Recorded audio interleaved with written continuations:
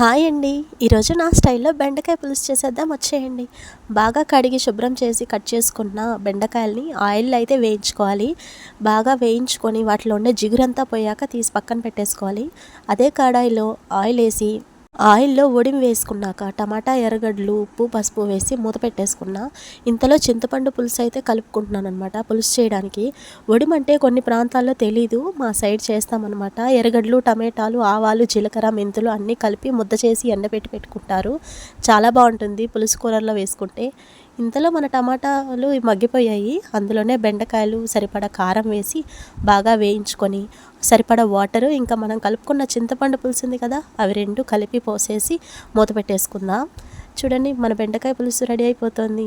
బాగా ఉడకనిచ్చి కూర చిక్కబడ్డాక తీసుకుంటే చాలా బాగుంటుంది. వేడి వేడి అన్నంలోకి ఈ బెండకాయ పులుసు చేసుకొని తింటే సూపర్.